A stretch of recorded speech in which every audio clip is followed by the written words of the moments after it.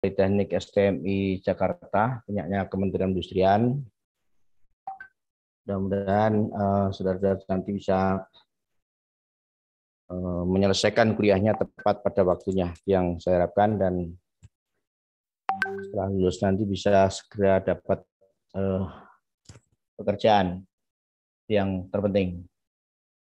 Saudara-saudara sekalian, jadi saya akan membawakan materi terkait dengan kebijakan Badan Pengembangan Sumber Daya Manusia Industri terkait dalam pembangunan sumber daya manusia, khususnya membangun SDM industri melalui politeknik di lingkungan Kementerian Perindustrian. Ya, terus Mbak, siapa nih hostnya nih? Nah, ya, jadi mahasiswa perindustrian itu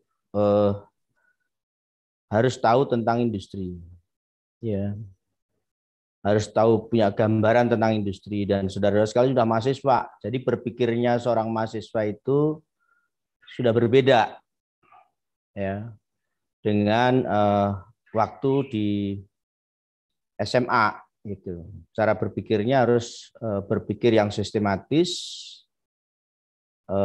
berpikir yang logis, berpikir yang agak komprehensif, ya, berpikir yang mendekati ke arah ilmiah. Itu yang harus ditanamkan kepada seluruh mahasiswa. Jadi sudah berubah peran, gitu ya, sudah berubah peran. Jadi nggak bisa kita bicara asal bicara saja, tetapi harus berdasarkan suatu kajian atau teori tertentu yang harus kita sampaikan gitu. Nah, ini saya akan sampaikan dulu terkait dengan perkembangan atau pertumbuhan ekonomi dan industri. Jadi ekonomi dan industri itu sangat erat hubungannya, sangat keterkaitannya sangat erat. Jadi semua mahasiswa di Kementerian Perindustrian harus tahu gambaran apa sih sebenarnya industri itu, sebenarnya apa sih industri itu, untuk apa sih industri itu gitu. Itu yang perlu dilakukan. Saudara-saudara sekalian, jadi dengan kondisi COVID atau musibah yang sekarang ini, kita ekonomi kita dan industri kita sangat terpuruk pertumbuhannya. Tahun 2020 itu bahkan minus. Ya, bayangkan saja kalau pertumbuhan industri minus sampai 2,52, pertumbuhan ekonomi juga minus 2,07 gitu. Kamu bisa bayangkan kejadian itu, dan bahkan minusnya sampai di titiknya itu sampai minus, ya, sampai minus 5%. Gitu. Nah, kalau industri itu minus, berarti banyak orang yang tidak terserap bekerja, bahkan dirumahkan karyawan itu, gitu ya. Banyak pengangguran karena setiap tahun itu Indonesia itu meluluskan angkatan kerja sekitar 3.500.000, sedangkan yang kuliah kira-kira 1.500.000, sehingga ada 2 juta orang yang mencari pekerjaan. Jadi kalau minus berarti tidak ada penambahan tenaga kerja. Kamu bisa bayangkan sudah berapa tahun kita, sudah 2 tahun. Ya, sudah 2 tahun kita mengalami pertumbuhan minus. 2019, 2020. Sehingga peluang bekerja, kesempatan bekerjanya adalah tidak ada. Dampaknya apa? Pengangguran meningkat gitu. Nah, ini berdampak kepada ekonomi. Akhirnya ekonomi juga ikut pertumbuhannya ikut minus. Nah, tahun 2021 sudah mulai agak bangkit industri kita, ya, sudah mulai tumbuh industri kita di tahun 2021 di di triwulan pertama itu sudah mulai bangkit, sudah mulai tumbuh. Yaitu industri sudah mulai tumbuh 2,01 gitu ya, dan ekonomi sudah mulai tumbuh juga 2,93. Jadi ini sudah mulai agak mulai tumbuh, keantem lagi pandemik yang berat kemarin lagi gitu. Nah, ini kondisi ekonomi dan kondisi industri, karena ini saling beriringan antara pertumbuhan ekonomi dengan pertumbuhan industri. Industri naik, mesti ekonomi naik, begitu. Itu yang terjadi. Nah, kenapa bisa seperti itu antara pertumbuhan industri dan pertumbuhan ekonomi ini mesti selaras gitu? Kalau kita dilihat data yang sebelahnya ini, bahwa industri itu adalah penyumbang PDB terbesar. Produk domestik brutonya yang paling besar itu adalah dari industri pengolahan, sekitar 19,84%. 19,84%. Pertanian kalah, perdagangan kalah, pertambangan kalah. Jadi paling tinggi adalah kontribusinya terhadap PDB itu adalah industri, gitu. Ya, maka ini berpengaruh terhadap ekonomi. Jadi kalau industri itu tumbuh pesat, maka ekonomi juga akan tumbuh. Kalau ekonomi tumbuh, berarti rakyat sejahtera karena banyak bekerja. Jadi kalau saudara-saudara itu mengamati dunia, tidak ada negara maju satupun di dunia ini yang industrinya tidak tumbuh dan berkembang dengan baik. Amerika, Jepang, Korea Selatan, ya, bahkan Taiwan, industrinya tumbuh dengan baik, maka ekonominya juga tumbuh dengan baik. Itu yang karena kontribusi industri terhadap PDB itu adalah yang paling besar. Itu yang pertama, pengaruh yang pertama. Pengaruh yang kedua adalah kenapa industri dan ekonomi itu selalu saling pengaruh-mengaruhi. Kontribusi penerimaan pajak dari sektor industri itu adalah yang untuk menggerakkan roda pemerintahan melalui APBN itu adalah dari sektor industri. Industri itu kira-kira sekitar 27,7% dan bahkan sudah pernah mendekati 29,5% kontribusinya terhadap penerimaan pajak. Jadi kontribusi pajak terbesar itu adalah dari industri, gitu.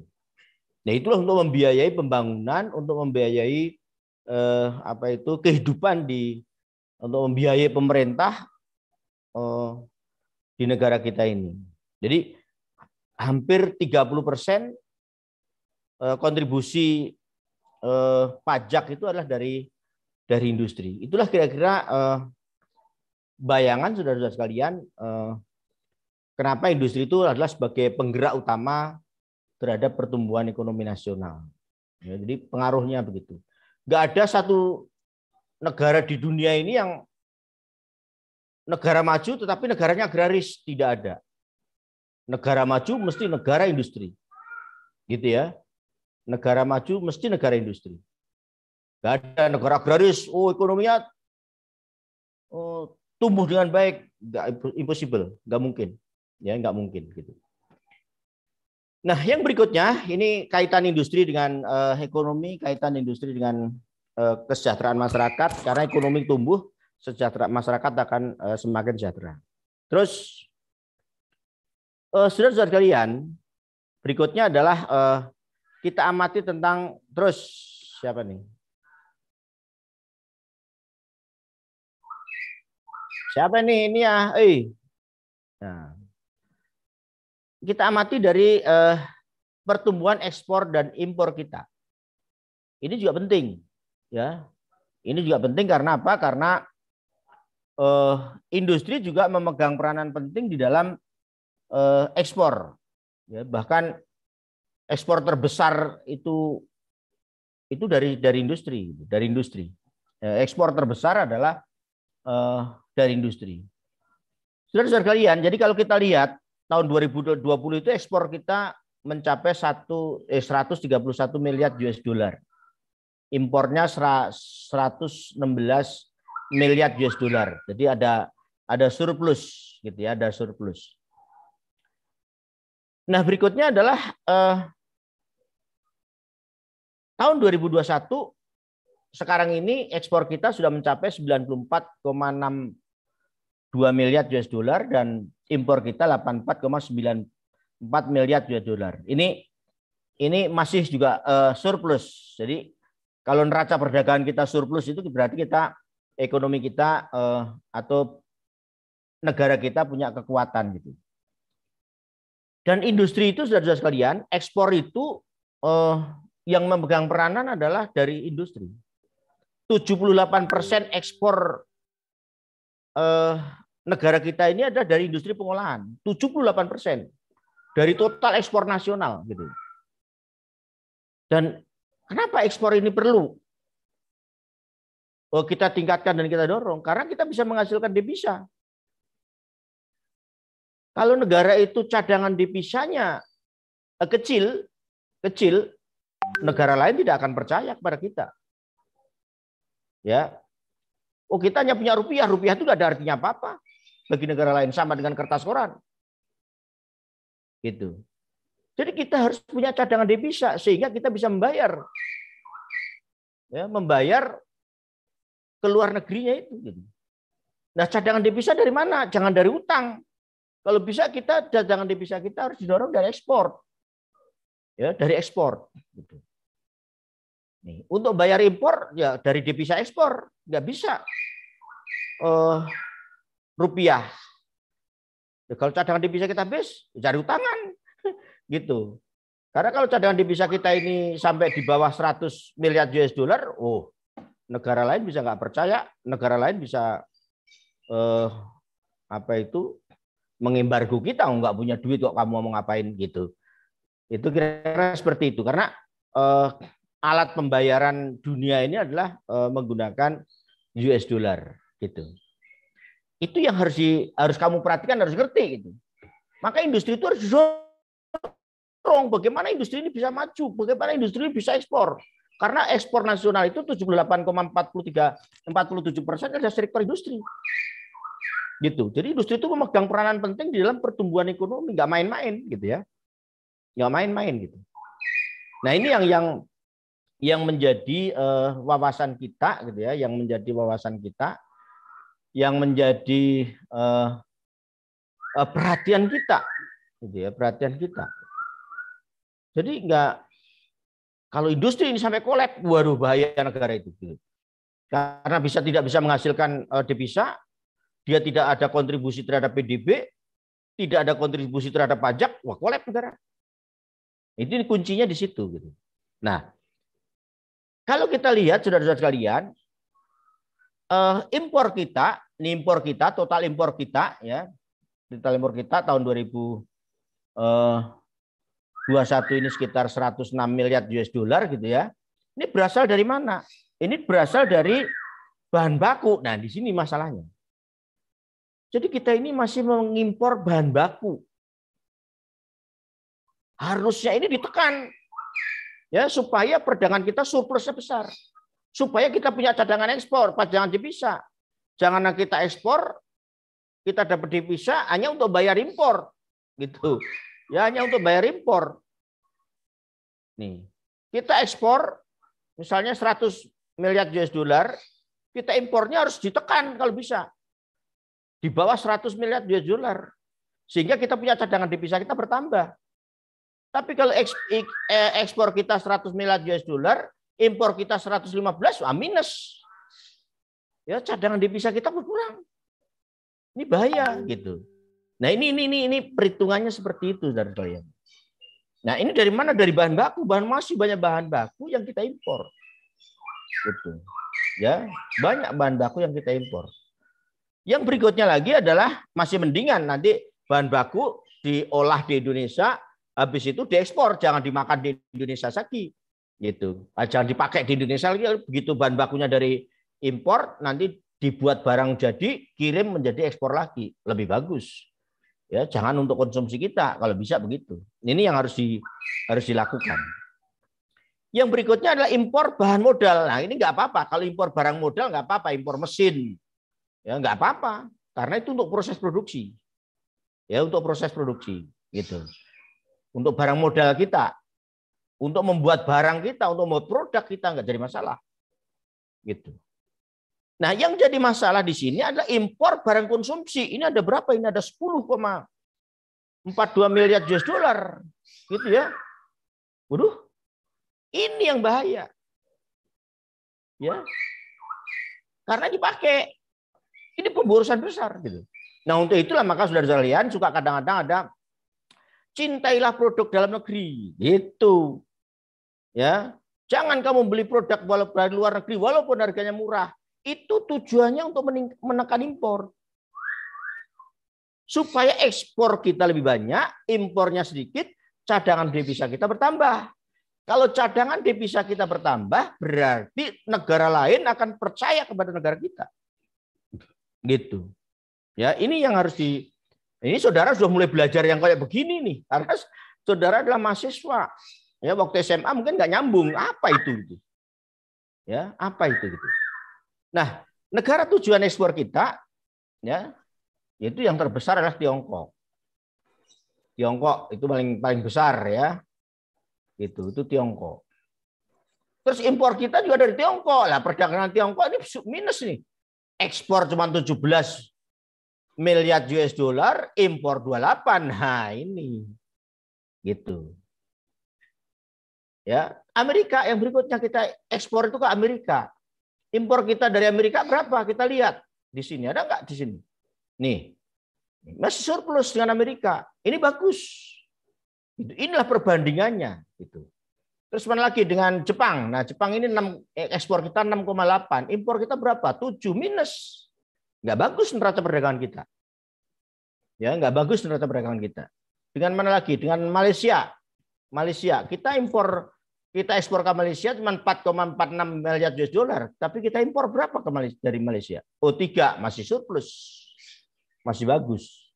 Dan seterusnya itulah kondisi kita, saudara-saudara sekalian, ya, kondisi ekonomi kita, kondisi industri kita, dan industri memegang peranan penting di dalam mendorong pertumbuhan ekonomi, ya, untuk kehidupan bangsa dan negara kita sangat bergantung kepada industri. Nah, untuk itulah maka industri harus didorong pertumbuhannya dengan sebaik-baiknya. Terus ada 3 faktor ya yang bisa mempercepat pertumbuhan industri. Apa yang pertama? Yang pertama adalah investasi. Yang kedua adalah teknologi. Yang ketiga SDM. Nah, yang ketiga SDM inilah tugas Politeknik kita, tugas Badan Pengembangan SDM Industri di lingkungan Kementerian Perindustrian. Bagaimana bisa menciptakan, bisa membangun SDM yang kompeten, gitu. Ya. Terus kita lihat, coba investasi kita seperti apa. Terus, coba kita lihat. Nah, ini kondisi investasi kita. Ya, ini harusnya didorong. Bagaimana investasi ini, sektor industri ini sebanyak-banyaknya masuk ke Indonesia. Ya, maka harus diberikan kemudahan. Kalau perlu digelarkan karpet merah kalau ada orang luar negeri bawa duit untuk nanam, untuk membuat pabrik di Indonesia itu. Gitu. Ya. Ini harus diberikan kemudahan, diberikan fasilitas, di servis gitu. Supaya apa? Supaya investasi meningkat. Kalau investasi meningkat, maka industri akan tumbuh dan berkembang dengan baik. Kalau bisa kita minta investasinya adalah investasi di bidang industri manufaktur, industri pengolahan. Industri manufaktur itu industri pengolahan. Mengolah barang mentah menjadi barang setengah jadi, mengolah barang setengah jadi menjadi barang jadi, itu industri manufaktur, industri pengolahan.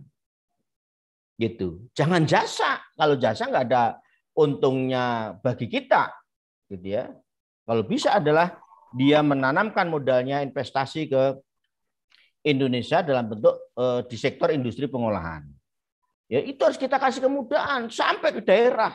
Beli tanahnya juga harus mudah. Izinnya juga harus mudah, transportasinya juga harus mudah. Angkut barangnya juga harus mudah, angkut pelabuhannya juga harus mudah. Harus begitu. Tanpa ada fasilitas seperti itu ya males investor asing masuk ke Indonesia. Karena negara lain juga berperang seperti itu. Jadi setiap negara itu berebut tentang investor. Mencari investor supaya dia menanamkan modalnya di negaranya gitu.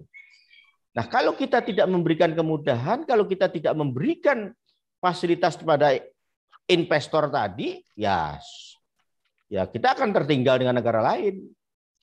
Saya ambil contoh saudara-saudara sekalian di Vietnam. Ya, Vietnam itu mengikuti jejaknya China waktu dulu sebelum China itu maju. Ya, waktu dulu 20 tahun yang lalu Cina itu gitu. Karena Cina dengan Taiwan, Cina dengan Vietnam itu ya berdekatan negaranya. Itu ilmunya atau pengembangan ekonominya hampir mengikuti Cina. Saya ambil contoh di Vietnam itu kalau ada investor yang mau menanamkan modalnya di Vietnam itu tanah disiapkan. Nggak usah beli, yang menyiapkan pemerintah. Jalan dibangunkan, pelabuhan disiapkan, air disiapkan, listrik disiapkan, izin diurus oleh pemerintah. Ya. Terus sudah begitu, dia diberikan fasilitas selama 10 tahun tidak dipungut pajak. You bisa bayangkan siapa investor yang tidak ingin masuk ke Vietnam. Ya. Kalau di Indonesia kan susah. Tanah juga mahal, tadinya murah, setelah mau dibangun pabrik menjadi mahal. Jalan juga macet, pelabuhan lama. Ya. Pajak semua ngenain pajak. Jadi susah. Nah, ini kalau kita mau menarik investor berlawan, bersaing dengan negara lain, kita harus memberikan kemudahan. Vietnam seperti itu, maka Vietnam sekarang sudah mulai tumbuh dan berkembang dengan baik. Gitu. Saya tanya, untungnya apa bagi Vietnam? Itu sama dengan Cina zaman dulu. Untungnya dengan dibangun pabrik di suatu daerah itu, maka ekonomi akan tumbuh. Banyak masyarakat setempat bekerja di situ dapat penghasilan. Ya, kan tadinya nganggur. Begitu ada pabrik, orang bekerja di situ, apalagi pabriknya banyak, ya sampai puluhan ribu terserap bekerja di situ, banyak orang bekerja di situ, maka dia penghasilan. Karena dia punya penghasilan, mau ke pabrik dia perlu transport. Transportnya pakai angkot, menghidupkan orang lain. Terus dia punya penghasilan, harus ada toko, harus ada pasar, harus ada mall, terus begitu kondisinya. Oh dia udah maju lagi, oh dia perlu transportasi, punya motor, pabrik motor masuk, terus begitu. Nah, untungnya membangun ekonomi itu seperti itu. Gitu. Jadi membangun ekonomi itu bagaimana rakyatnya menikmati. Ya, bagaimana rakyatnya menikmati. Jadi untungnya pemerintah di situ. Ya, dengan memberikan kemudahan tadi. Nah, itu yang pertama dari segi investasi kita, karena pandemik investasi kita masih di bawah, mudah-mudahan cepat tumbuh tahun 2020 bahkan hanya 129 triliun ya. Tahun 2021 udah mulai naik, sekarang udah setengah tahun pertama udah 167 triliun, 1. Terus itu investasi. Jadi industri itu bisa tumbuh dengan baik kalau banyak investor masuk ke Indonesia, menanamkan modalnya di Indonesia. Supaya dia menanamkan modalnya di Indonesia, dia harus diservis. Dia harus digelarkan karpet merah, dia harus difasilitasi, dia harus diberikan insentif, dia harus dipermudah, dan sebagainya. Karena semua negara akan bersaing menarik investor masuk ke negaranya masing-masing. Terus,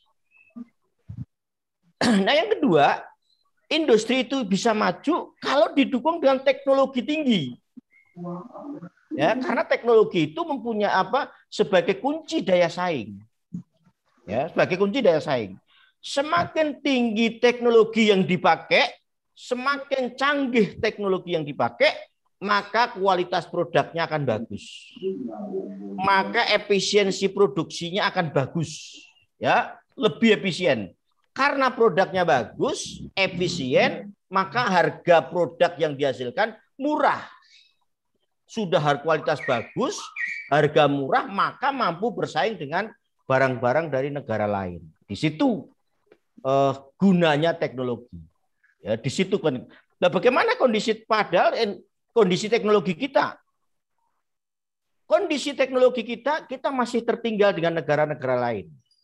Untuk seluruh masyarakat kita masih ada yang sangat tertinggal penggunaan teknologinya. Ya, padahal sumber daya manusia kita, sumber daya alam kita besar dan mempunyai kompetitifness-nya tinggi. Bayangkan saja, SDA besar, SDM besar, gitu ya, mempunyai keunggulan kompetitif, gitu ya, teknologinya masih rendah. Ini yang menjadi masalah. Ini.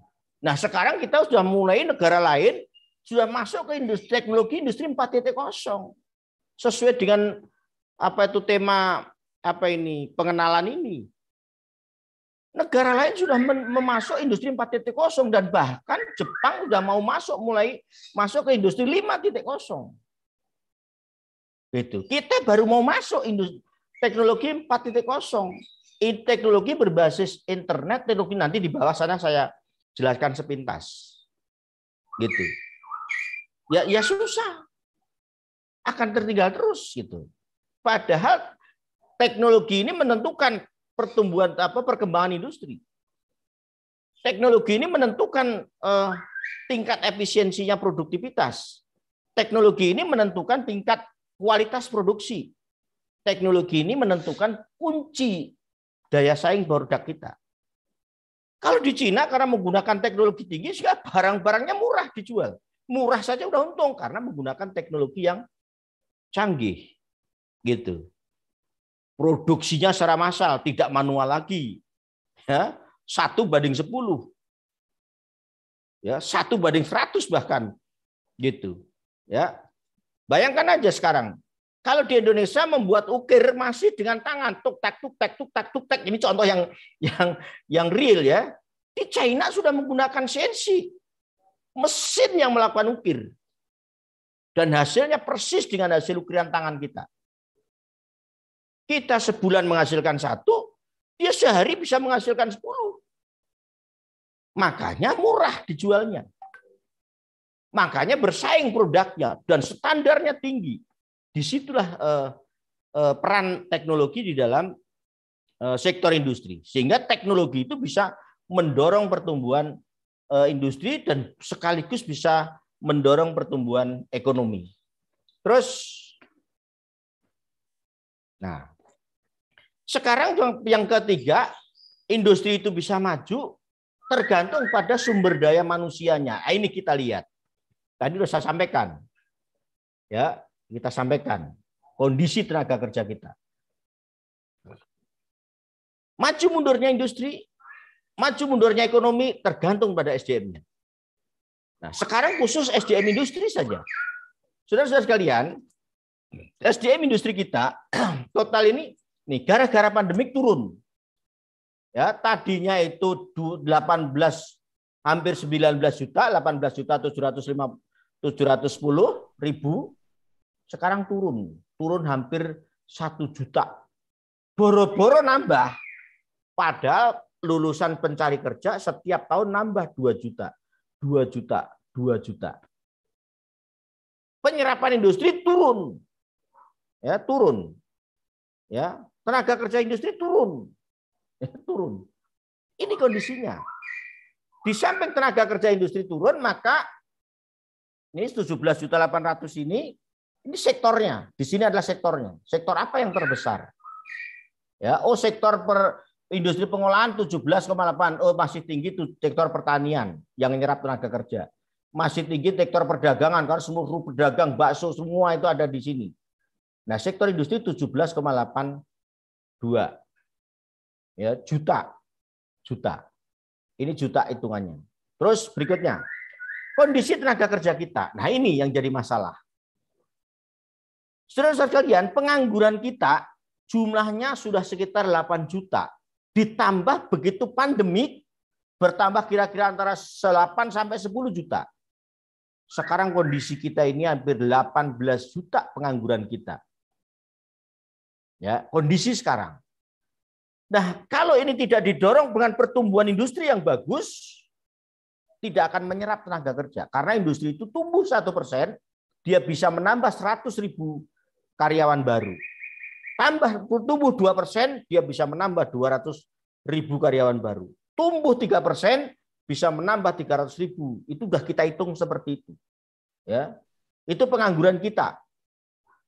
Sekarang kondisinya sudah sekitar 8 juta, ditambah pandemik, banyak orang dirumahkan, banyak usaha tidak menerima karyawan baru, sehingga sekarang ini kondisinya sudah sekitar 18 jutaan atau 16 sampai 18 jutaan yang orang pencari kerja. Gitu. Dan yang menjadi permasalahan di sini adalah pengangguran kita, pendidikannya masih rendah. Ini kondisi ekonomi kita, kondisi SDM kita. Jadi 85,66% ini 85,66% ini pendidikan pengangguran itu SMA ke bawah. Ya, SMA ke bawah gitu. Sedangkan yang tingkat perguruan tinggi hanya sekitar baik diploma maupun universitas D3 maupun di S sarjana hanya sekitar 13%.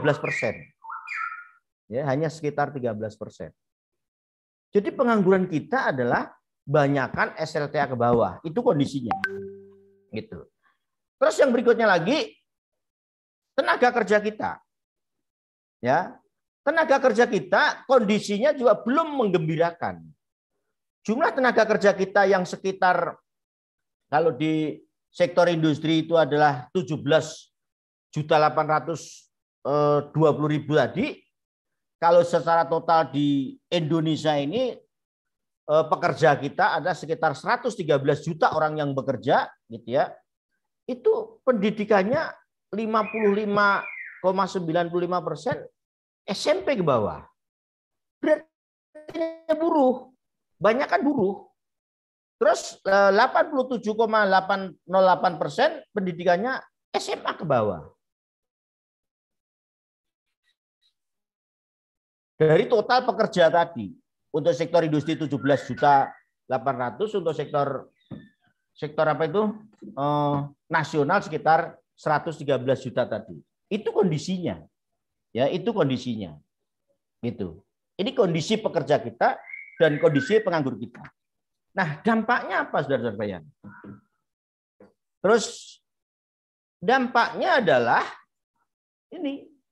Produktivitas karena tenaga kerja kita tadi pendidikannya masih rendah, ya masih rendah, yaitu 55,95% adalah SMP, berarti buruh, 87,08% adalah SMA ke bawah, gitu ya. Maka produktivitas tenaga kerja kita rendah kalau kita bandingkan dengan negara-negara lain, gitu. Coba ini yang di merah ini. Indonesia produktivitasnya hanya 23,9 ribu US dollar per tahun atau sekitar 24 lah, sebut aja 24 ribu US dollar per tahun, ya 24 ribu US dollar per tahun. Nih, ini Indonesia. Kalau kita bandingkan dengan mana kita cari? Dengan Thailand kita kalah. Thailand sudah 30.000 US dollar. 30.000,8 US dollar per tahun. Thailand.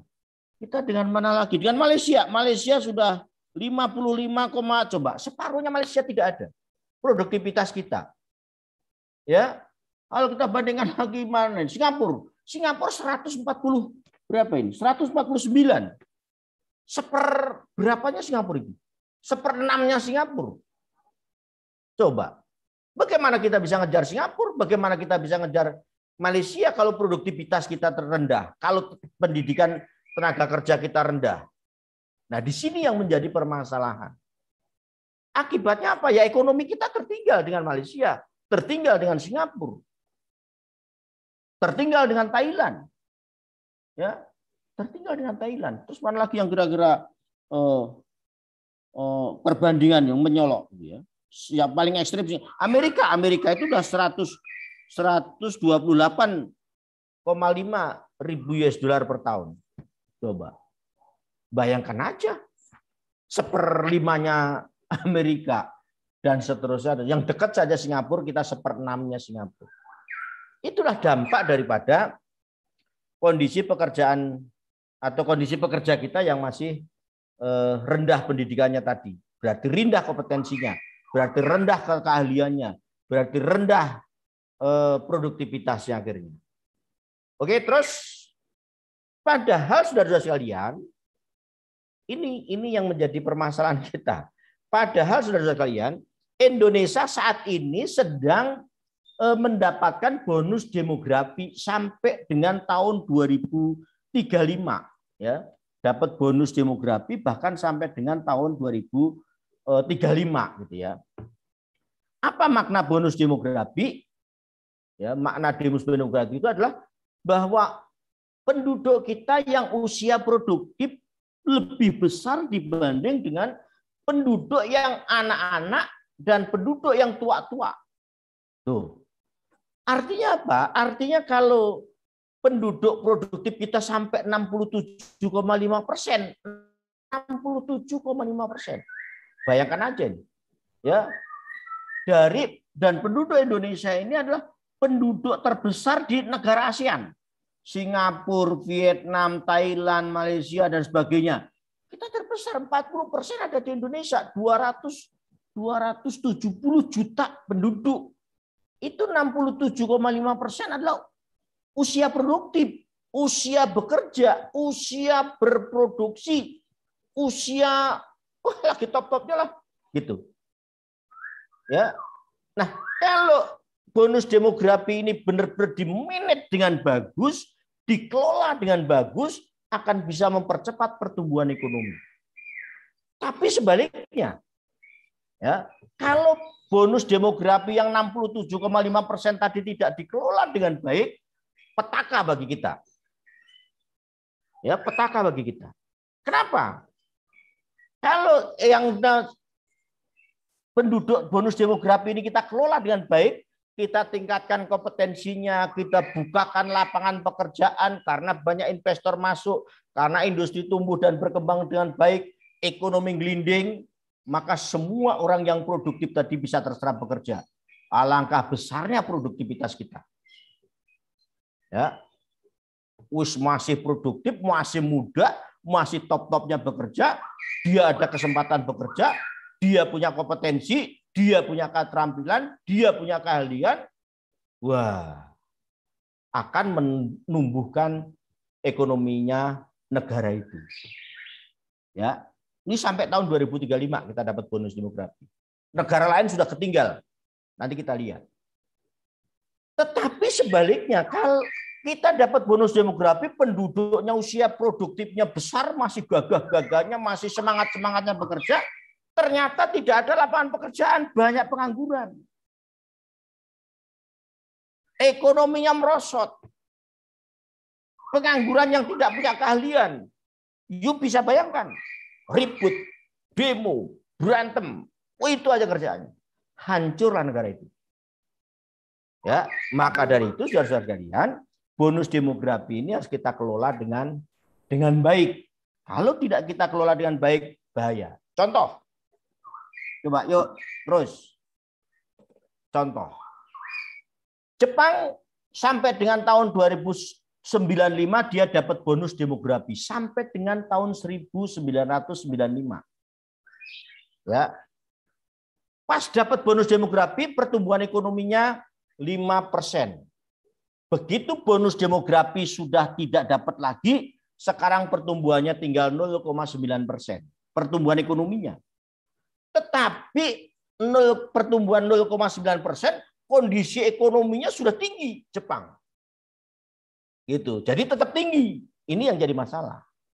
Maka saat dapat bonus demografi dulu, dia kerja mati-matian bagaimana memanage usia produktif ini dengan sebaik-baiknya. Sekarang orang Jepang banyak orang tua. Ya, karena udah habis bonus demografinya. Tinggal menjadi beban bagi negara, orang tua. Gitu. Yang berikutnya, contoh lagi Cina. Cina saat dapat bonus demografi sampai dengan tahun 2015. Saya dapat bonus demografi Cina itu pertumbuhan ekonominya 9,2%. Sekarang tinggal 6,7%. Dan itu terus turun, terus turun. Tetapi waktu bonus demografi dia kerja keras. Negaranya sudah maju. Bahkan sekarang Amerika takut dengan Cina. Gitu. Untuk ekonomi. Ya.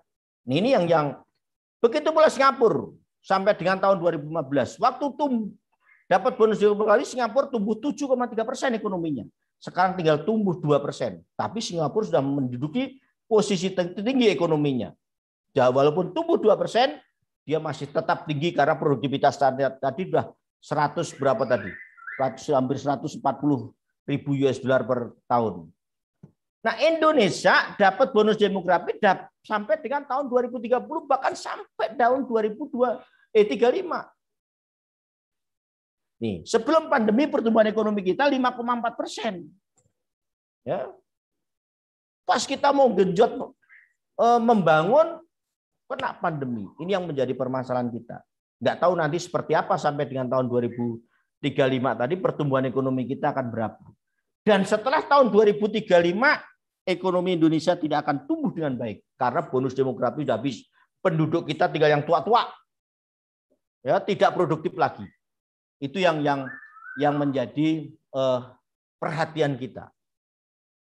Ya, kalau kita tidak kelola dengan baik saat ini, ya sampai dengan tahun 2035, begitu tahun 2036 dan seterusnya, ekonomi akan turun dan turun terus.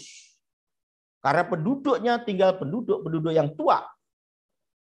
Gitu. Inilah bonus demografi sekarang ini harus kita kelola dengan baik, itu di situ, gitu ya. Nah, terus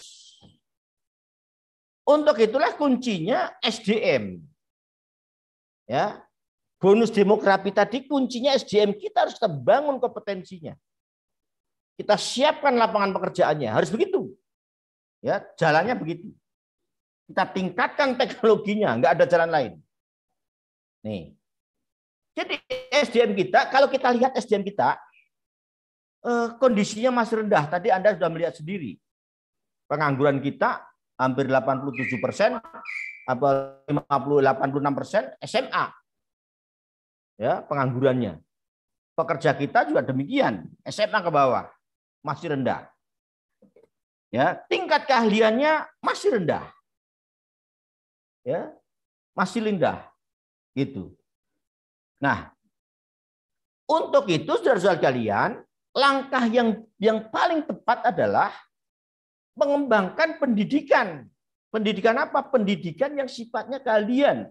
Pendidikan yang sifatnya keterampilan, yaitu vokasi, politeknik, SMK, itu yang harus didorong. Training. Ya, itu yang harus didorong. Gitu.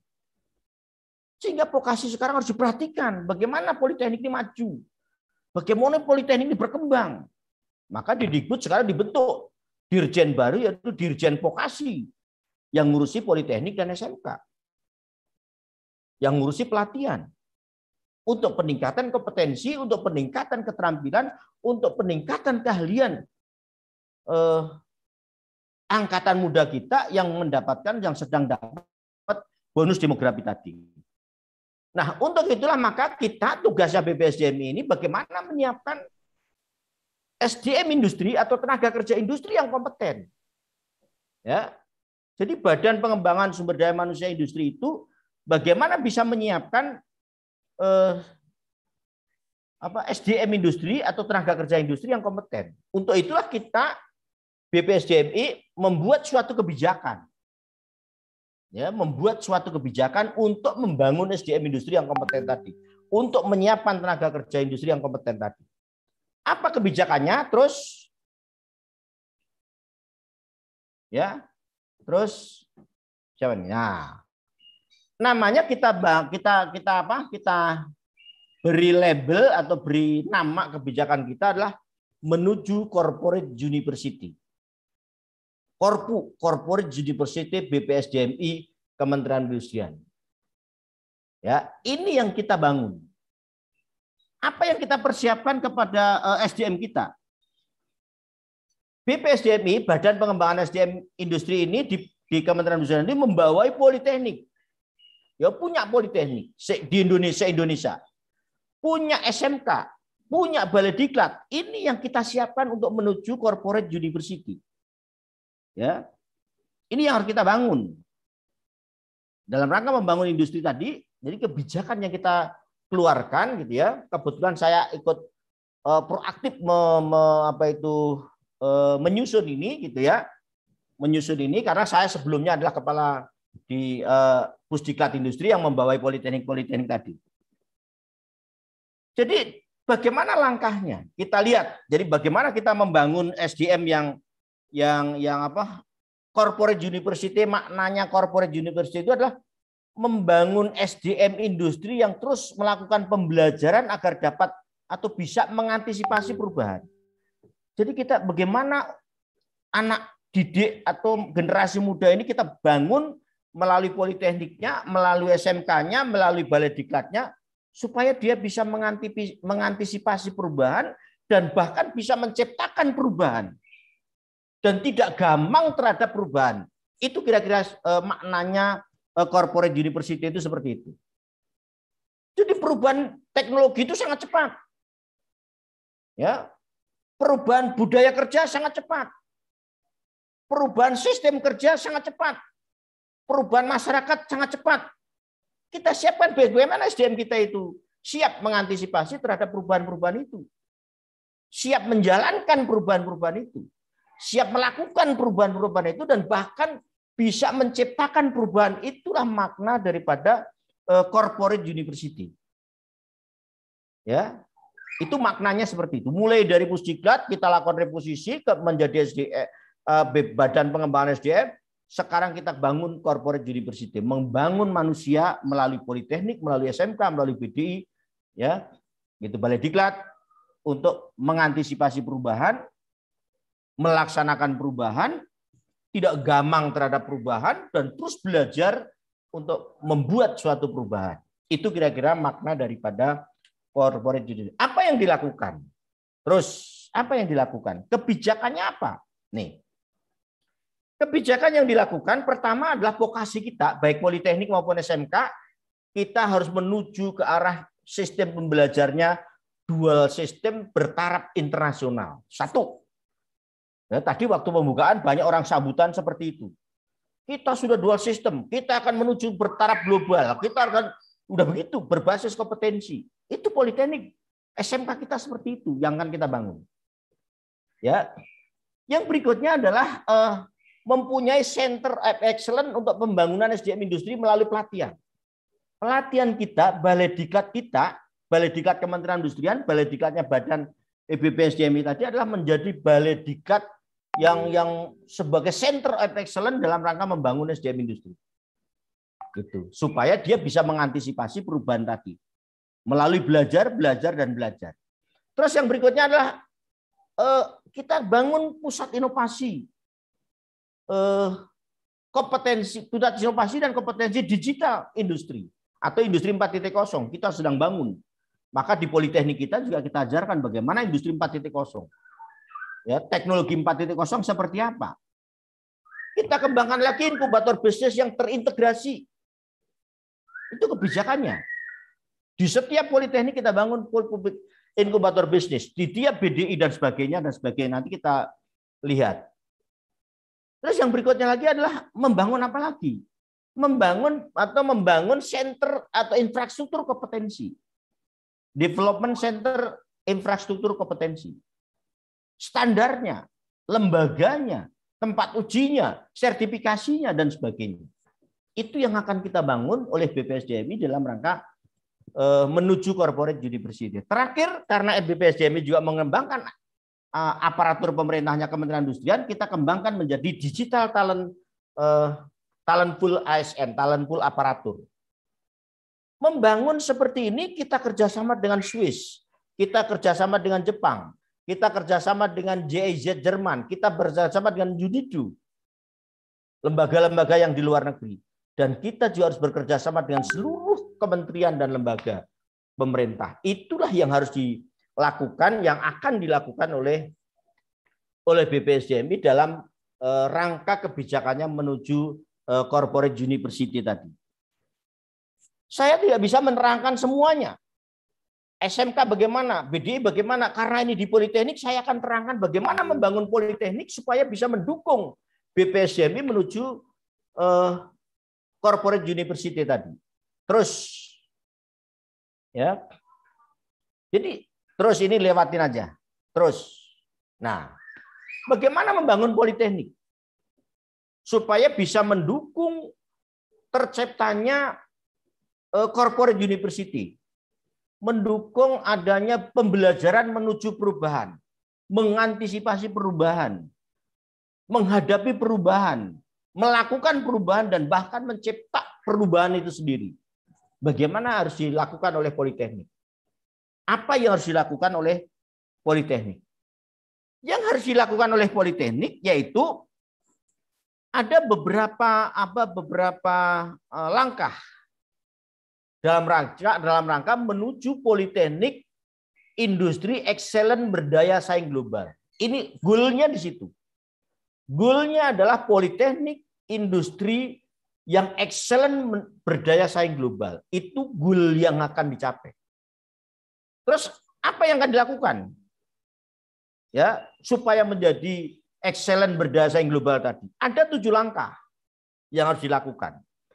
Yang pertama adalah pendidikan kita akan menuju dual system bertaraf internasional.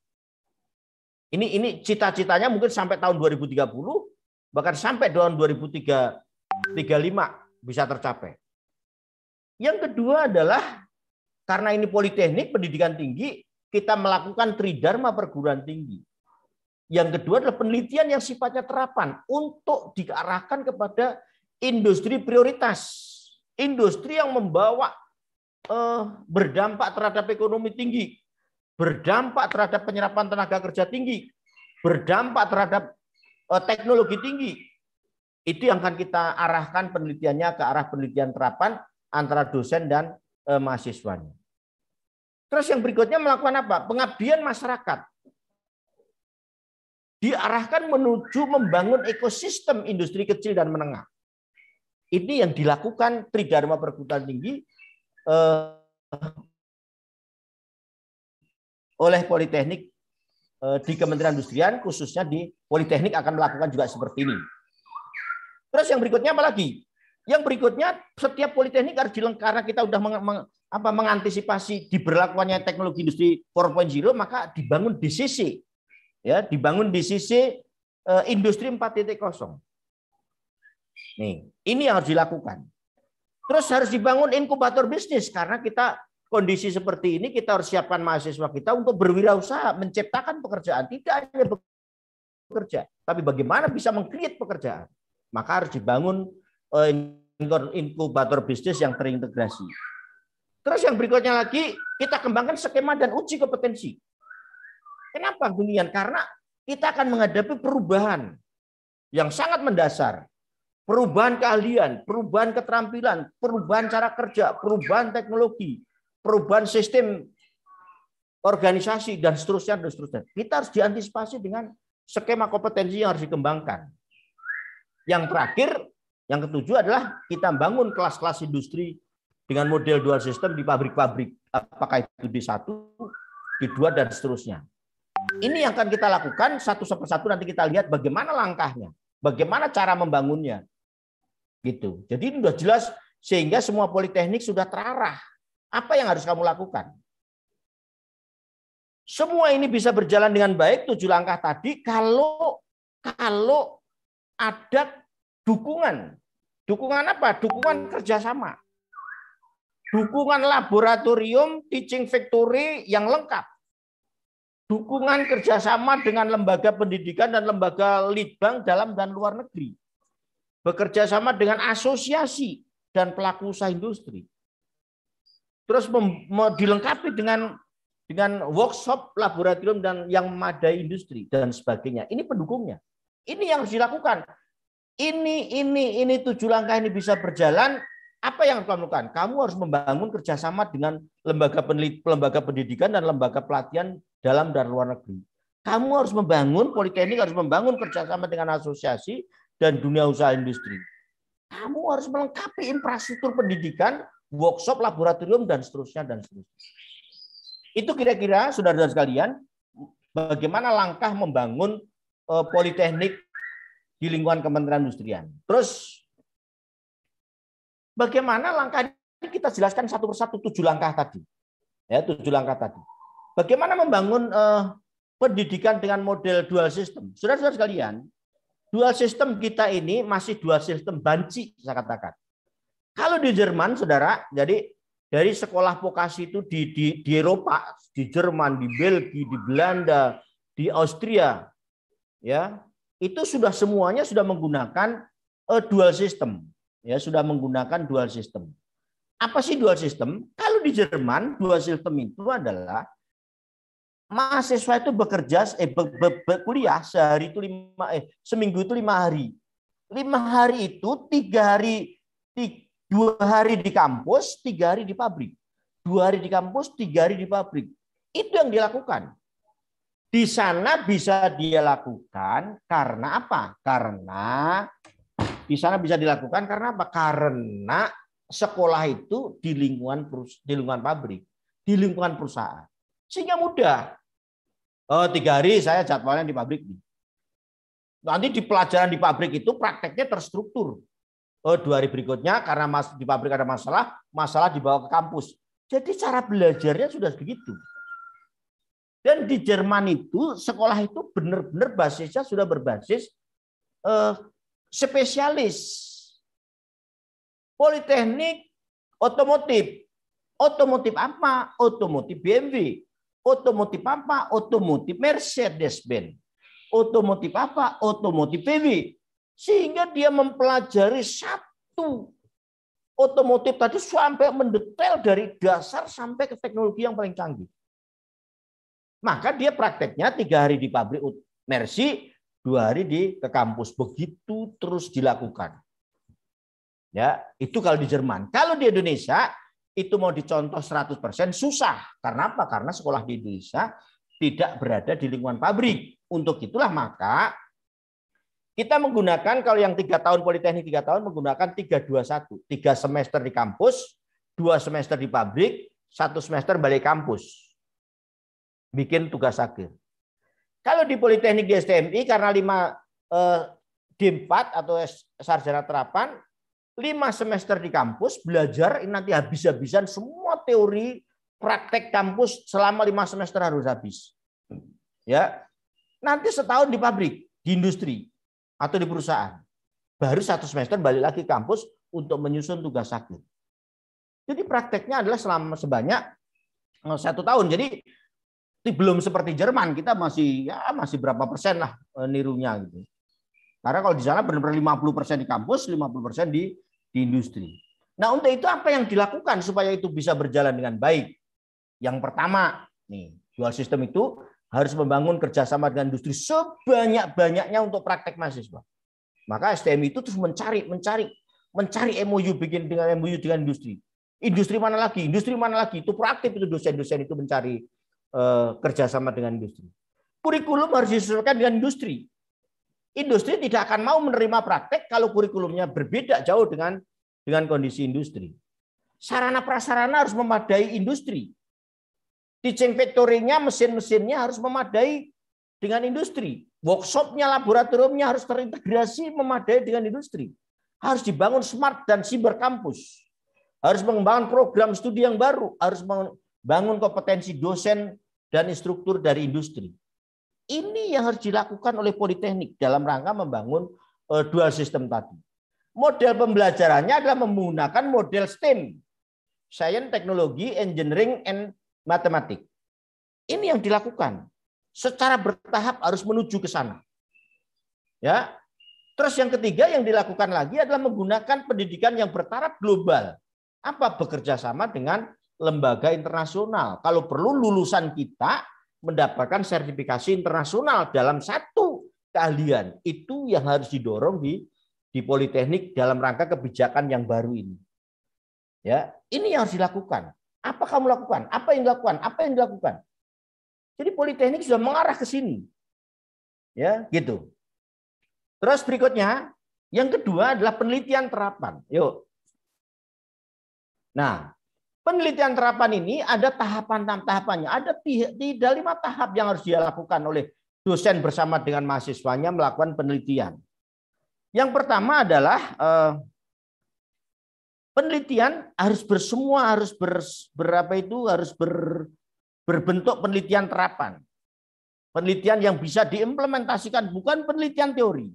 Kalau di universitas, di UI, di UGM, itu penelitiannya adalah, kalau di universitas itu penelitiannya adalah penelitian pengembangan ilmu pengetahuan. Ya, kalau ini adalah penelitian terapan yang bisa diimplementasikan, maka didorong menuju penelitiannya itu adalah mengarah ke 7 sektor industri prioritas. Industri apa yang dikembangkan? Oh, industri otomotif. Oh, industri tekstil. Oh, industri elektronika. Jadi penelitian kita arahkan ke arah situ. Itu yang pertama. Dan penelitian terapan itu harus bisa diimplementasikan hasilnya. Implementasi hasil penelitian harus bisa diterapkan di industri. Harus membawa nilai tambah kepada industri. Dan kalau memang itu bisa membawa nilai tambah kepada industri, harus dipatenkan kepada haki. Sehingga penelitian tadi tidak diambil orang lain. Gitu. Habis itu, setelah bisa dipatenkan, langkah berikutnya lagi dipublikasikan ke dalam jurnal, baik dalam negeri maupun jurnal internasional. Ya, sekali-sekali hasil penelitian nanti ada kompetisi inovasi antar politeknik secara nasional atau bahkan secara internasional. Itu melakukan kompetisi inovasi hasil penelitian tadi. Itu kegiatan penelitian yang harus dilakukan di politeknik oleh dosen bersama dengan mahasiswanya, harus seperti itu. Terus berikutnya, ya, pengabdian masyarakat yang harus dilakukan adalah bagaimana mengembangkan ekosistem industri kecil dan menengah. Apa yang dilakukan? Membangun jejaring kerja antara seluruh stakeholder yang terkait dengan pemberdayaan ekonomi tadi, pemberdayaan IKM tadi. Itu yang harus dilakukan.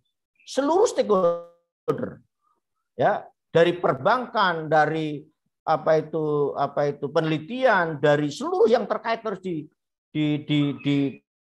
dibangun jejaring kerjanya. Itu yang dilakukan dalam pengabdian masyarakat. Yang kedua adalah membangun kemitraan, melakukan pendampingan teknologi hasil penelitian tadi kepada IKM, melakukan pelatihan kepada IKM, memberikan jasa konsultasi kepada IKM, memberikan penyuluhan kepada IKM. Itulah pengabdian masyarakat yang harus dilakukan oleh politeknik ke depan. Terus berikutnya, nah ini lewat dulu, nanti kita di belakang. Terus, nah yang berikutnya adalah kita bangun inkubator bisnis yang terintegrasi, yaitu antara government, BCG ini, antara government yaitu Dirjen, Direktorat Jenderal di Kementerian Perindustrian, Badan SDMI, Badan Litbangnya, terus dirjen-dirjen yang ada di Balai Diklat Industri, ini dibangun kolaborasi, jadi government-nya. Terus yang berikutnya adalah akademisinya. Ya, akademisinya.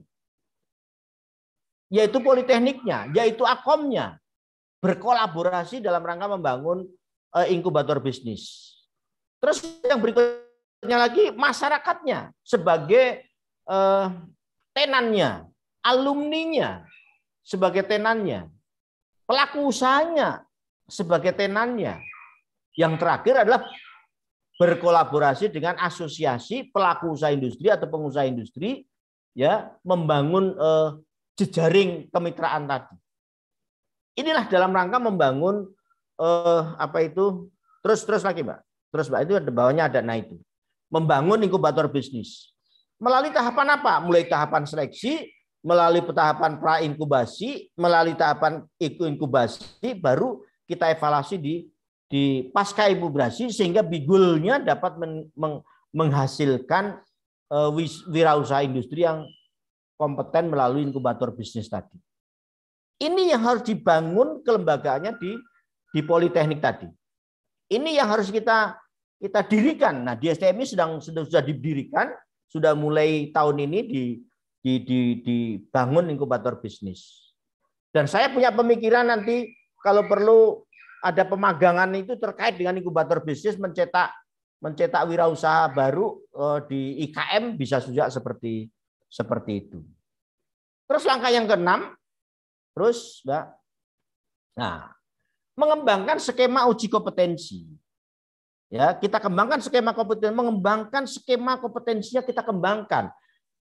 Saya katakan di STM ini skema kompetensinya baru 5 atau berapa? Satu prodi baru satu. Saya minta kepada STM ini jangan hanya satu prodi, paling tidak ada 5 kompetensi yang harus atau 4 kompetensi yang harus dikembangkan. Kalau bisnis, kompetensi bisnis ya dia harus kompeten di bidang manajemen pemasaran, dia harus kompeten di bidang manajemen keuangan, dia harus kompeten di bidang manajemen SDM, dia harus kompeten di bidang manajemen operasional. Harus begitu. Minimal ada 4 kompetensi yang dia harus kembangkan. Dikembangkan lagi materi uji kompetensinya, tempat uji kompetensinya atau TUK-nya. Dikembangkan lagi asesornya. Ya. Kalau perlu ke depan kita sudah menggunakan sistem uji kompetensinya menggunakan digital. Kalau sekarang kan belum, masih luring, ya masih luring, gitu. Ini yang harus dibangun sehingga semakin banyak kompetensi yang atau skema kompetensi atau sertifikat kompetensi yang dikembangkan, semakin memberikan keahlian atau keterampilan kepada lulusan dari STM itu. Tapi walaupun kita satu program studi ada 5 skema kompetensi, tidak harus mahasiswa itu ambil 5-5-nya dalam uji kompetensi. Bisa saja dia hanya, saya 2 kompetensi aja udah cukup untuk bekal saya mencari pekerjaan. Gitu. Kira-kira seperti itu. Jadi skema kompetensi ini harus dikembangkan.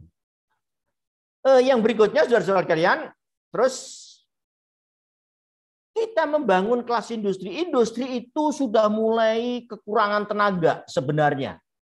Maka kita jalin kerjasama membuat program D1 atau kelas-kelas khusus di pabrik. Ini yang kita dorong kepada STMI. STMI sudah bekerja sama dengan alat berat, Komatsu, sudah kerjasama dengan industri pulp dan kertas, sudah kerjasama dengan industri keramik, sudah kerjasama, nanti kita akan buka dengan industri petrokimia, bikin D1, kita akan buka lagi dengan apa lagi yang bisa kita kembangkan. Gitu. Jadi proaktif, termasuk buka D1 di pabrik-pabrik dengan perusahaan-perusahaan otomotif. Ini yang harus didorong sehingga STMI nanti bisa menghasilkan orang-orang yang mampu mengantisipasi perubahan tadi. Terus yang terakhir, yang tadi di sisi yang PowerPoint nomor berapa itu? Yang tadi saya lewatin, coba dibalik aja. Nah ini. Ya tadi di sisi. Nah ini. Yang terakhir adalah politeknik harus dilengkapi dengan di sisi, ya, implementasi untuk industri 4.0. Jadi digital capability center di STMI sudah dikembangkan workshop untuk pengembangan teknologi industri 4.0. Sudah ada di sisinya, ya. Sudah ada di sisinya. Apa yang harus dikembangkan di sisi industri 4.0 lagi? Sudah membangun satelit. Ya, sudah membangun satelit. Kita sudah punya di sisi untuk industri minuman di situ. Kita sudah ada lean manufacturing untuk workshopnya, untuk prakteknya gitu ya. Jadi di situ sudah dikembangkan terkait dengan aplikasi pengembangan bisnisnya, terkait dengan aplikasi pengembangan teknologinya. Ini yang di sisinya yang untuk industri lemon. Untuk mini plan-nya ada mini plan tentang teknologinya gitu ya. Kita sudah kembangkan control room-nya, kita akan kembangkan capability center-nya dan seterusnya. Ini di sisi yang sudah sedia, teman belum berjalan dengan efektif di STMI.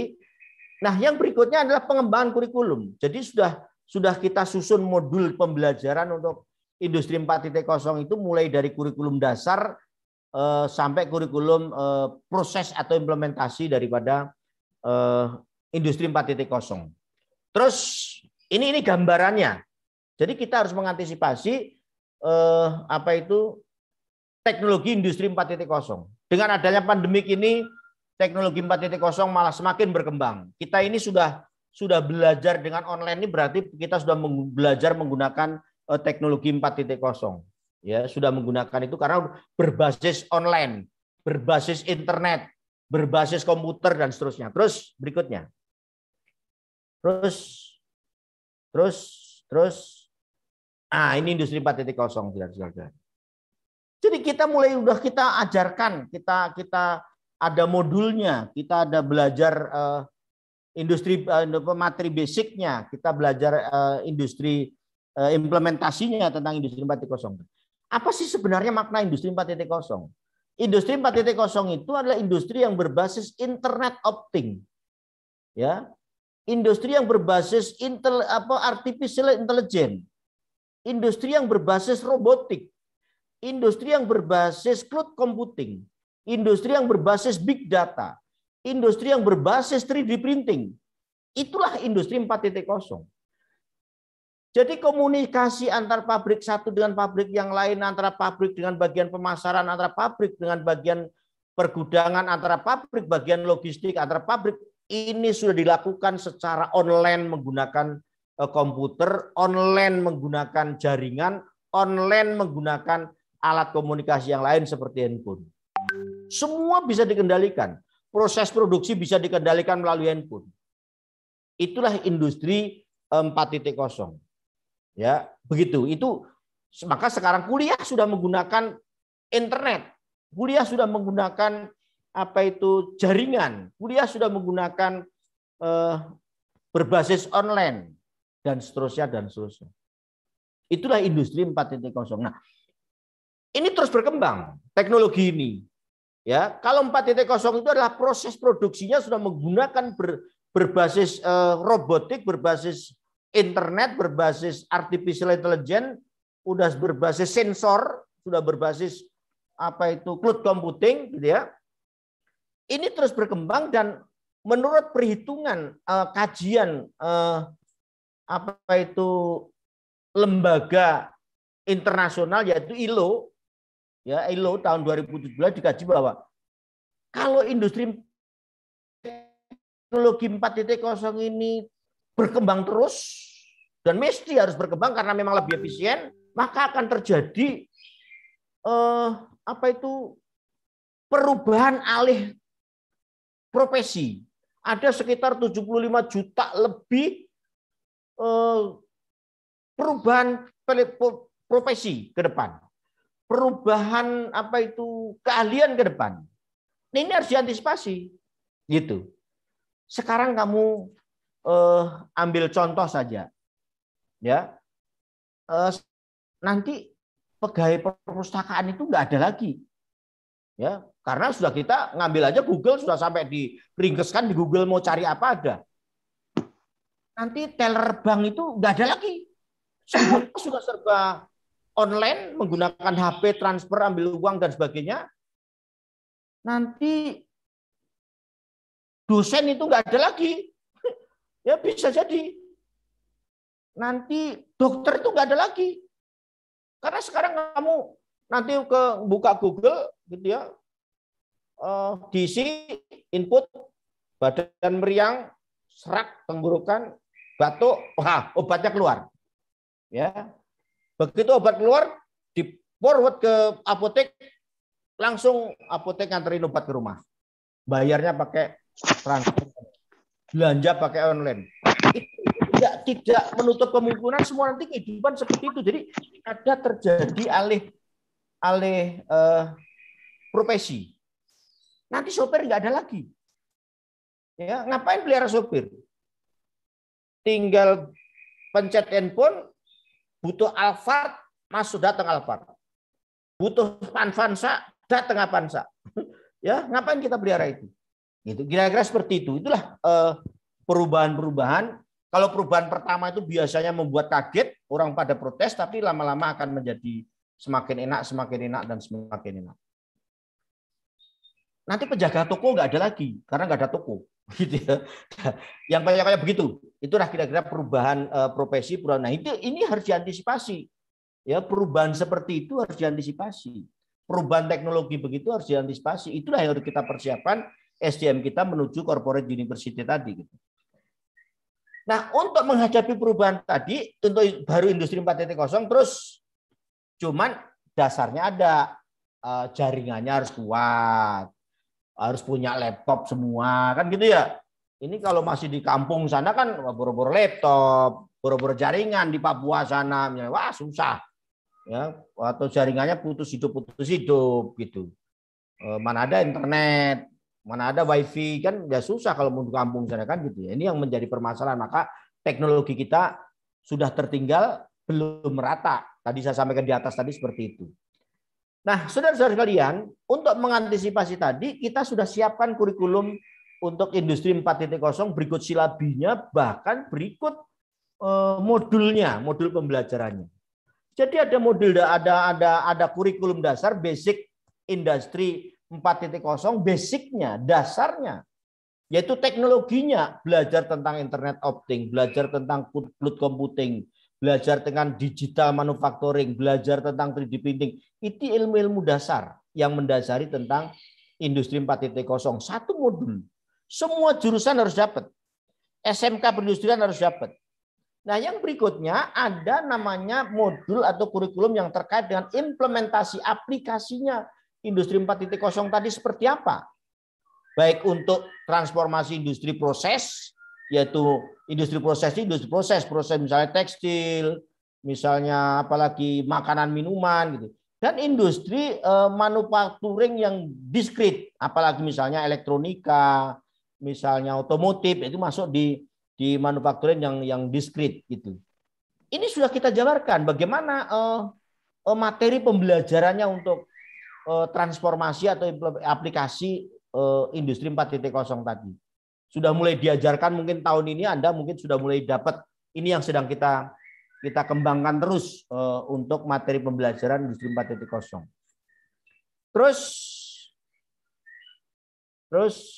nah, ini kurikulum yang dikembangkan. Kalau yang basic tadi untuk tingkat politeknik itu yang penting memahami 9 teknologi tadi. Teknologi cloud computing, teknologi terkait dengan artificial intelligence, yang robotik dan sebagainya tadi. Baru memahami. Jadi sifatnya pemahaman kalau yang tingkat apa itu untuk basic. Terus berikutnya,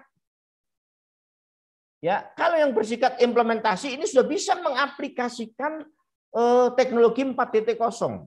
Ini kebetulan yang transformasi untuk industri yang proses ini tekstil, kimia, makanan minuman, yang otomotif, berikutnya otomotif. Nih. Terus nah ini otomotif. Jadi bagaimana implementasi terhadap industri 4.0 terhadap industri otomotif, industri elektronika dan seterusnya.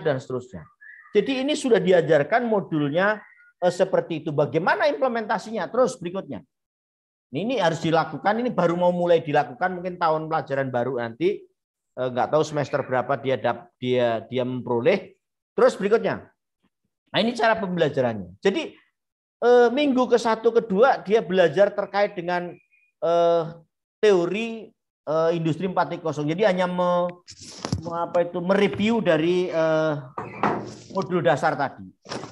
Nah, minggu ke-3 dan sampai ke-5 dia sudah belajar bagaimana siklus bisnis prosesnya otomotif, bisnis prosesnya tekstil gitu ya. Itu sudah mulai diajarkan gitu ya. Bagaimana menggunakan bisnis proses yang menggunakan teknologi industri 4.0. Semester ke-6 dan ke-7 dia sudah mulai praktek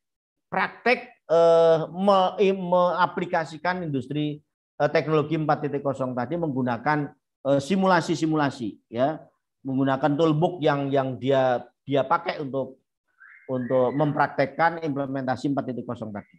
Nah, baru yang semester berikutnya 9 sampai 14 dia sudah membuat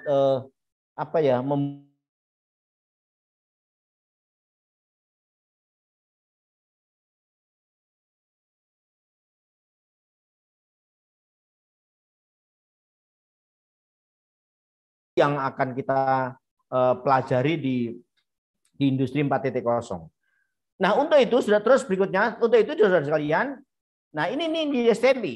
Jadi di STMI itu sudah ada di sisi Digital Capability Center yang nanti merupakan satelitnya PD yang di Permata Hijau gitu ya, di Permata Hijau nih. Yang sebelah sini ini ada lab di sisi di lantai 2. Jadi ini sudah belajar mulai dari manajemen bisnisnya sampai dengan implementasi atau aplikasi teknologi 4.0 sudah dipraktekkan di situ, tapi untuk perusahaan untuk industri lemon ya, minuman gitu. Nanti hanya simulasi saja. Lah yang sebelah sini baru kemarin dapat dari JICA Jepang tentang laboratorium lean manufacturing, sudah menggunakan proses otomatisasi semuanya di sini ya, di lantai 3 di gedung belakang.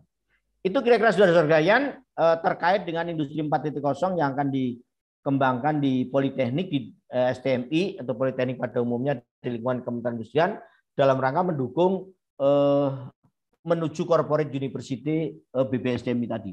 Jadi yang terakhir dari ini BPSDMI tadi, terus satu lagi terakhir BPSDMI ini sedang membangun namanya pusat digital ya. Tadi yang sudah saya sampaikan tadi ada pusat digital pusat inovasi dan digital industri 4.0 di Permata Hijau. Ini sudah selesai gedungnya, ini ada 8 lantai. Di sini nanti ada showcase, ada 5, ada showcase itu mini plant memproduksi suatu komponen otomotif misalnya gitu, menggunakan teknologi 4.0. Jadi ada showcase center dibangun di situ, showcase center ada otomotif sama food and beverage ya, makanan dan minuman.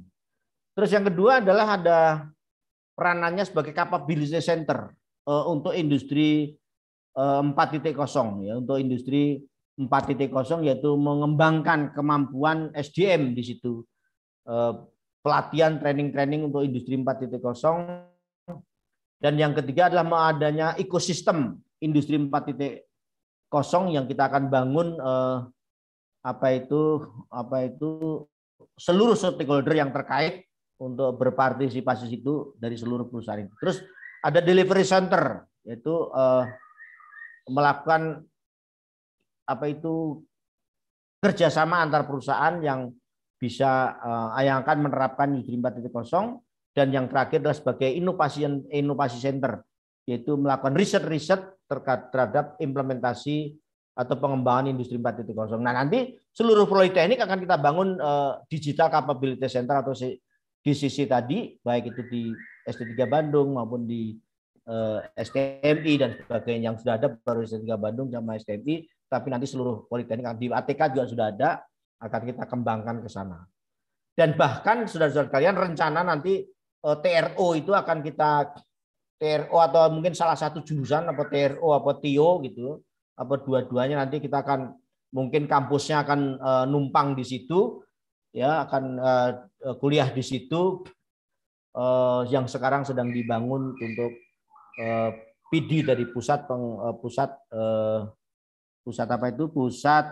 inovasi dan digital industri 4.0. Mungkin itu saudara-saudara sekalian, sehingga dengan seperti itu kita harapkan lulusan kita benar-benar bisa mengantisipasi perubahan, bisa menghadapi perubahan, bisa mengikuti perubahan, dan bahkan bisa membuat perubahan. Itulah nama makna daripada corporate university. Terima kasih. Assalamualaikum warahmatullahi wabarakatuh. Waalaikumsalam warahmatullahi wabarakatuh. Kalau ada mau tanya silakan. Waalaikumsalam. Ya, udah berapa lama nih? 1 jam lebih. 1 jam setengah lebih ya. Ada mau tanya silakan. Ya, untuk teman-teman atau peserta bisa langsung ditanyakan ke Bapak atau raise hand ya teman-teman yang ingin bertanya. Oke, mungkin untuk yang bertanya di raise hand dulu ya teman-teman ya. Aja ya. Bagaimana rekan-rekan semuanya? Ya. Cukup Mas. Ada satu pertanyaan Pak. Gimana Pak? Ya boleh. Ya kepada Mas Mas Sangdira Awangga kami persilakan.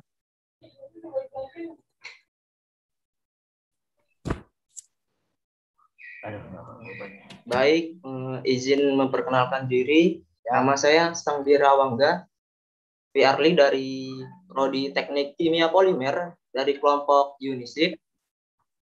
Saya ingin bertanya, apa resiko yang dihadapi pada revolusi industri 4.0 dan apa peran kami sebagai mahasiswa untuk mengatasi resiko tersebut?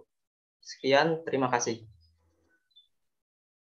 Resiko yang dihadapi bahwa dengan diimplementasikan industri 4.0 tadi yang paling urgen sekali akan ada perubahan profesi. Ya. Perubahan profesi yang cukup besar. Kan gitu tadi kan saya sampaikan ya. Nah, perubahan profesi itu harus Anda antisipasi. Ya, Anda antisipasi bagaimana kita bisa masuk kepada profesi-profesi baru atau pekerjaan-pekerjaan baru yang bisa kita lakukan. Untuk itu harus apa? Belajar. Belajar dan belajar.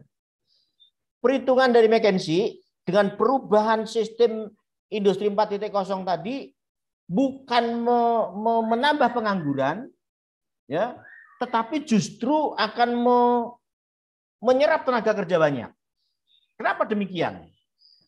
Dengan perusahaan itu menggunakan teknologi 4.0, maka perusahaan tadi produksinya efisien, kualitas produknya bagus, industri punya daya saing, sehingga pabrik itu tumbuh dan berkembang dengan baik.